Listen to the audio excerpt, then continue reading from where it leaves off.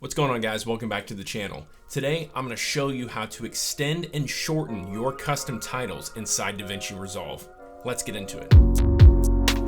I've done a bunch of videos on custom titles and how to create custom text, make things the way you want them, and to even save them. If you guys have not seen those videos, I will have them in the description below. Definitely check them out. It will save you a lot of time after you've made something, being able to save it and just pull it whenever you need. But a lot of the question I get asked is, what happens when I make it if I need it to be just 1 second longer, or maybe it's just a little too long and I need it to be a little shorter? That's what I'm going to show you guys today inside DaVinci Resolve. I'm going to teach you how to make your titles longer or shorter and still have them be a custom title. Let's jump inside DaVinci Resolve and we'll go from there.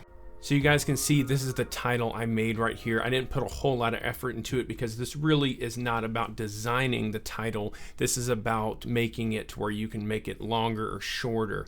So if we hop in here inside Fusion, you can see I've got just a very basic layout with the background that pops up, and then I've got the text that comes on and off. The same thing with the background, it just swipes up from the bottom, and then I have it swiping to the top at the end. So it's a very simple text. There's not a whole lot to it, but what we're trying to focus on is how do we make this longer? Maybe I need this to be, 6 seconds instead of 5 seconds, or maybe I need it to be 4 seconds instead of 5. So if we hop back inside Fusion, there's really only 2 nodes we need. So we're gonna click on just the background here, so nothing's selected. I'm gonna hit Shift Spacebar, and we are gonna look for time. And we're going to click time speed right here. We're going to add that. I'm just going to move it over here out of the way for now. We're also going to click off of that. We're going to hit Shift Spacebar again, but this time we're going to look for a dissolve node. And we are also going to add that. These are the only 2 nodes that we're going to need for this to make this work. All this time speed node is really doing is copying the input of what we put into it. It's either speeding it up, slowing it down, reversing it, whatever we need it to do. That's all this is doing right here. And all the dissolve is really switching between what input we need, whether it's at the beginning or the end. I know it's a little bit confusing, but once we set this up, it will make a lot more sense. So the first thing we're going to do is we're going to break this connection from our output. Let me unclick that so we just have one output right now. We're just going to move this over out of the way to make it a little more tidy.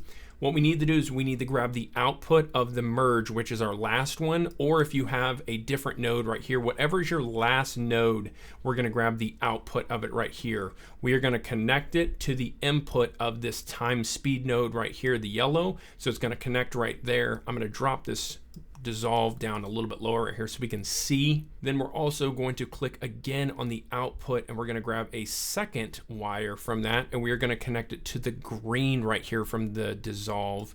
Slap that in there so you can see we've got the green is connected and then the yellow is connected on the time speed. We're then going to grab the output of the time speed right here, and we are going to connect it to the yellow input right here on dissolve. It's okay if it moves because it's connected to the yellow. We can see it just normally moves these around to make it a little bit more mainstream so you can see it. And then the last thing we need to do is connect the dissolve output to the input of our merge out. Connect that, and then we can bring that back up here and we have everything is in order. Now there's a few more steps we need to do. What we're going to do is click on the time speed node right here, and in the inspector under the speed right here in time speed, we're going to change this from 1 to -1. Now we need to have the dissolve tell this to work when we are halfway through our video clip. It can get a little complicated, so the best way to do this is with expressions. So with the dissolve selected, we're going to go right here under the inspector, dissolve 1.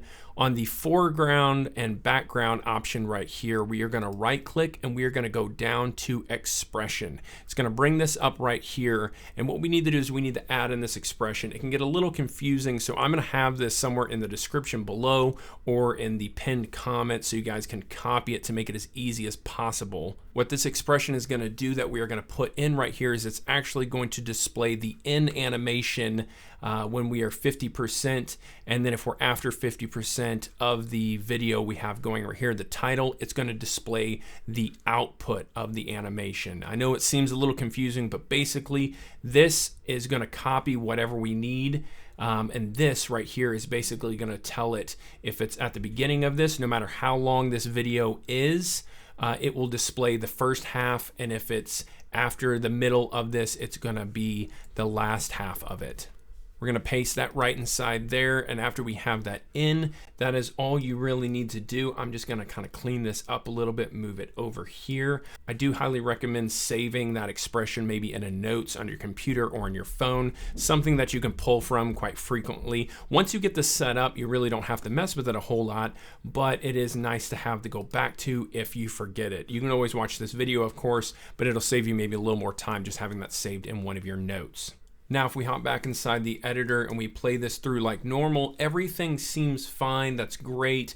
We didn't have to do anything different, but if we need to make this a little bit longer, now that we have added that in there, let's say we want it to be 6 seconds long now. Now, if we play that through, you can see that it actually is the exact same animation, but it's pulled it to 6 seconds. We didn't have to change a keyframe. We didn't have to go inside, move things, and make it longer ourselves. It works just the way it is brilliantly, and it makes your life a whole lot easier. Now, there are a few snags that you cannot make this be shorter than double of whatever your keyframes are. Basically, what we need to do is not make this ever too short to where the keyframes would not be able to finish whatever they're doing, is the most basic way I can explain this. And I have noticed a few snags. If I tried to make this, I don't know, maybe 30 seconds long, I have noticed a few snags of where it's freaking out and it will go on and go off multiple times. So there are some caveats to it that it will not work that way. But if you need to make it just a second or two longer, I have noticed everything seems to work fine. I know expressions can be very daunting for people and can be very intimidating, but really once you start to get the hang of it, it's really not that hard, especially with something like this. Just hop back inside Fusion. You can see that we've got the expression here. Maybe click on that, copy it, so we have it, save it in some note later, and then you can pull from it whenever you need. What I would do is if I'm building these, I would go ahead and do all my animations, have everything set and ready to go. Maybe it's a lower third, whatever you're needing, something you're going to use quite frequently, really. And then you can add this time speed and dissolve, do this method with the expressions, and then load this into your power bends is really the best way to do this. So you can just pull from it, and if it's just a skosh too long or just a hair too short, you can fix it that way. Well, there you go, guys. That's how you make your titles longer or shorter and keep them custom to you and making them specific to your style. I hope this helps someone out. If you guys like this video, give me a thumbs up, drop a comment below and some new videos you want to see coming out. Hit that subscribe button if you haven't already with the bell notification on so you don't miss any of my new videos. You guys are amazing. I'm the Iron Giant. I'm out. Peace.